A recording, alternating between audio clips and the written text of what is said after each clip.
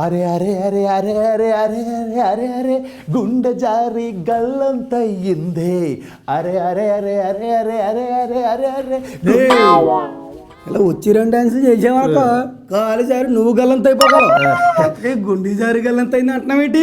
ఏం లేదురా, మన నితిన్ ఉన్నాడు కదా, నితిన్ కొత్త బొమ్మలో మన నిత్యా మీనన్న హీరోయిన్ అంట. ఇందులో కొత్త విషయం ఉంది. అదే మనోడు వరుసగా ప్లాపులు చూస్తున్న టైంలో ఆ పిల్ల వచ్చి దీపం పెట్టి ఇట్టిచ్చింది కదా, అదే ఇసుకు బొమ్మ.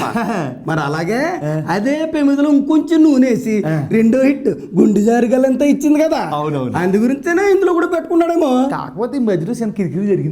ఏంటో ఇప్పుడు ఆల్రెడీ రన్నింగ్ లో షూటింగ్ లో ఉన్నటువంటి ఓ సినిమా ఉంది, కొరియర్ బై కళ్యాణ్ అని. అందులో మాత్రం నిత్య మీనన్ పెట్టలేదని మనోడు కూర్చొని బాధపడ్డాడంట. అందుకే ఇమీడియట్ గా పూరి జగన్నాథ్ గారితో మన నితిన్ సినిమా అనౌన్స్ అయింది కదా, హార్ట్ అటాక్, దాంట్లో బలవంతాన్ని తీసుకెళ్లి మన నిత్య మీనన్ హీరోయిన్ పెట్టేసా.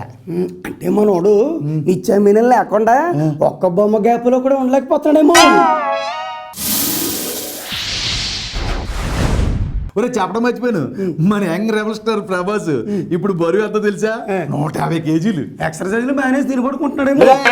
అతను ఎప్పుడు ఫిట్నెస్ తోటే ఉంటాడు రా. ఈ బాహుబలిలో క్యారెక్టర్ కోసం ఎక్సర్సైజ్ చేస్తానే 150 కేజీలు పెరిగాడు. నువ్వెన్ని చెప్పినా మన రాజమౌళి గారు మాత్రం తిన్నగా ఉన్నాడు రా. అప్పట్లో యంగ్ టైగర్ మంచి కొదమట్టంగా ఉండేవారు కదా. అవునవును, ఆరిని రేవట్లా తయారు చేసి ఏమోదం సినిమా తీశారు కదా.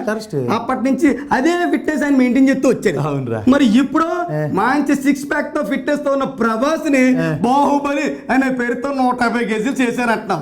ఇప్పుడు నా చిన్న డౌటింగ్, మనోడు ఈ బాహుబలి సినిమా తర్వాత కూడా ఇదే ఫిట్నెస్ మెయింటైన్ చేస్తూ వచ్చాడు అనుకో, ఎలాంటి క్యారెక్టర్ చేస్తాడంట? వాన వాన వాన నీలాకాశంలోన. నీ కళ్ళు ఇలాగే ఫిక్స్ అయిపోయారుకో, జీవితాంతం వానపాటలు పాడుకుంటూనే కూర్చోవాలి. అది సరేగానే ఉన్నట్టుండి ఆర్పి పట్నాయక్ గారు ఎందుకు గుర్తుకొచ్చారా? ఆర్పి పట్నాయక్ అద్భుతమైన మ్యూజిక్ డైరెక్టర్, ఈయన ఇట్లు ఇచ్చాడు బాబు. ఆయన ఆ తర్వాత ఆయన ఆర్టిస్ట్గా మారి కూడా అద్భుతమైన పెర్ఫార్మెన్స్లు ఇచ్చాడు. ఆ తర్వాత ఆయన డైరెక్టర్గా మారారు. 3-4 బొమ్మలు కూడా తీశారు కదా. అవి అనుకున్నంత విజయం సాధించబోయేటప్పటికి కూతంత ఆలోచనలో పడ్డాడు ఈయన. ఈ మధ్య కొంతమంది డైరెక్టర్లు చేసినటువంటి హర్రర్ సినిమాలు, థ్రిల్లర్ సినిమాలు హిట్ అవుతున్నాయి కదా, అది చూసి ఈ ప్యాటర్న్ ఏదో బాగుంది, మనం కూడా ఇలా ట్రై చేస్తే వర్కౌట్ అవుద్దేమో అనుకుని తులసి దళం అని టైటిల్ పెట్టి ఒక మంచి హర్రర్ సినిమా తీస్తున్నాడు. ఇప్పుడు ఆ సినిమాతో మన ఆర్పి గారు ప్రేక్షకుల్ని భయపెట్టబోతున్నారు. ఆయన కొత్తగా హర్రర్ బొమ్మ తీసి ప్రేక్షకులను భయపెట్టక్కర్లేదు.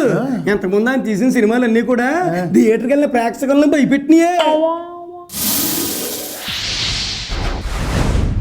ఒరే, ఈ మధ్యన సక్సెస్ కొట్టిన యువ దర్శకులు అందరూ పార్టీలు మార్చేస్తున్నారేంట్రా? సక్సెస్ కొట్టిన యువ దర్శకులు పార్టీలు మార్చేస్తున్నారా? నాకు తెలిసి ఏ యువ దర్శకుడు రాజకీయాల్లో లేడురా.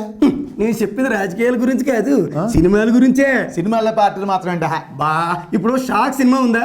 ఉందా, మన Harish Shankar first cinema direction చేయడు. దాని ప్రొడ్యూసర్ ఎవరు? రామ్ గోపాల్ వర్మ. దాని హీరో ఎవరు? రవితేజ. ఈ సినిమా రిలీజ్ అయిన తర్వాత డైరెక్టర్ ఆ సినిమా గురించి ఏం చెప్పాడు? ఏమన్నా, నాకు మొదట అవకాశం ఇచ్చాడు నిర్మాతగా రామ్ గోపాల్ వర్మ గారు. అంత గొప్ప అయిన నిర్మాతగా ఉండి నన్ను దర్శకుడిగా పెట్టినందుకు ఆయన రుణం తీర్చుకోలేంది. ఆయన నాకు దేవుళ్ళు అటోడు. ఇంత ఎంకరేజ్మెంట్ ఇచ్చిన మన మాస్ మహారాజా రవితేజ అన్నయ్య కూడా నాకు గొప్పడు అని చెప్పాడు కదా. మరి మిరపకాయ సినిమా నెక్స్ట్ సెకండ్ సినిమా. అవును, రవితేజ అన్న హీరో. ఆ సినిమా గురించి రిలీజ్ అయిన తర్వాత ఏం చెప్పాడు? అది సూపర్ టాప్ హిట్ అయిపోయింది. రవితేజ అన్నయ్య నేను స్టేజ్ లో ఉండడానికి కారకుడు, ఆయన నా దేవుడు అని చెప్పాడు కదా. మరి ఇప్పుడు నెక్స్ట్ గబ్బర్ సింగ్ పవన్ కళ్యాణ్ హీరోగా గబ్బర్ సింగ్ సినిమా తీశాడు. అవునరా బాబు, బెమ్మనే నిట్టు మామూలు ఇట్టేంటి. ఇప్పుడు పవర్ స్టార్ పవన్ కళ్యాణ్ హీరోగా అయినప్పటి నుంచి ఆయన కాలేజీలో చదువుకునేవాడంట. అప్పటి నుంచి పవర్ స్టార్ పవన్ కళ్యాణ్ అంటే ఒక పెద్ద పిచ్చే వీరాభిమాని.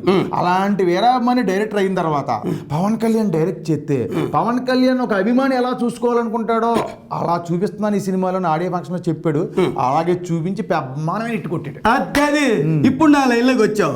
మరి రీసెంట్ గా రామయ్య వస్తావయ్యా. అవును, మన ఎన్టీఆర్ డేట్ ఇచ్చాడు, దిల్ రాజు గారు ప్రొడ్యూసర్, ఈ సినిమా చేశాడు. మన ఆడియో ఫంక్షన్ కూడా జరిగింది కదా. ఆడియో ఫంక్షన్ లో ఏం చెప్పారో తెలుసా? ఆడియో ఫంక్షన్ లో ఏం చెప్పాడంటే చూశాను రే.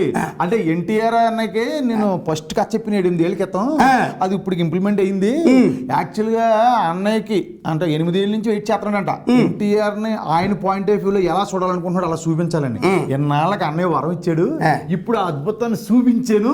ఈ రామయ్య వస్తావయ్యతో ఎన్టీఆర్ నేను కొత్తగా చూపించాను అని చెప్పి మొన్న ఆడియో ఫంక్షన్ లో చెప్పాడు కదా. మరి దీన్ని పార్టీలు మారడం అంటే ఇంకో విషయం తెలుసా? ఏంట్రా? మనోడు మళ్ళీ పార్టీ మారుతాడు. ఎప్పుడురా? ఇంకో బాబు డేట్స్ ఇచ్చాక.